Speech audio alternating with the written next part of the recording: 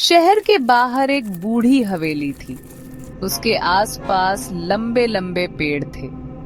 हवा चलने पर उनकी परछाइयां हवेली की दीवारों पर नाचती थीं। लोगों का कहना था कि हवेली में भूत रहते हैं। बरसों से वहां कोई नहीं गया था। हवेली की दीवारें टूट रही थीं। छत से प्लास्टर गिर रहा था। फिर भी उसकी शान अभी भी दिखती थी। एक वक्त था जब हवेली में रौनक होती थी। हंसी खुशी की आवाजें आती थीं। बच्चे खेलते थे। लेकिन अब वहां सिलेंस था। सिर्फ हवा और पत्तों की आवाज आती थी। हवेली भूतिया खंडहर बन गई थी। उर्मिला विधवा थी। उसका एक छोटा बेटा था, रोहन। जिंदगी उनके लिए इजी नहीं थी। उन्हें रहने के लिए जगह ढूंढनी थी। एक दिन उन्हें पता चला कि वो पुरानी हवेली रेंट पर मिल रही है। किराया बहुत कम था।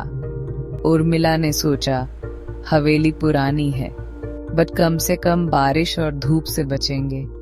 रोहन हवेली देखकर खुश हो गया। उसे हवेली महल जैसी लगी। उसे लगा यहाँ खेलने की बहुत जगह है। उर्मिला ने भी सोचा, शायद यहाँ आकर उनकी लाइफ में कुछ खुशियां आएं। पहली ही रात उर्मिला को अजीब आवाजें सुनाई देने लगी।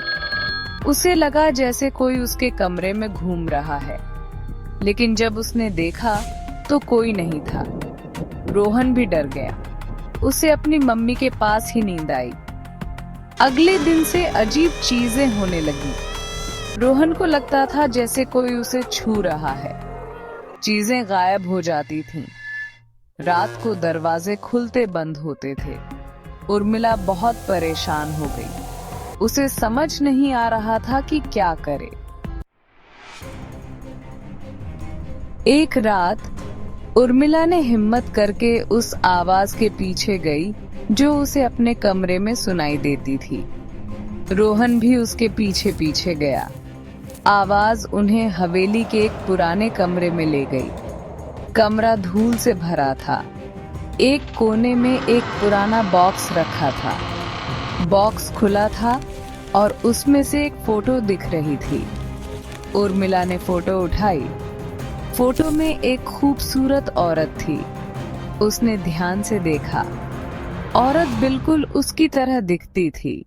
अचानक रोहन चिल्लाया, माँ, ये फोटो हिल रही है। फोटो में औरत मुस्कुराई और गायब हो गई।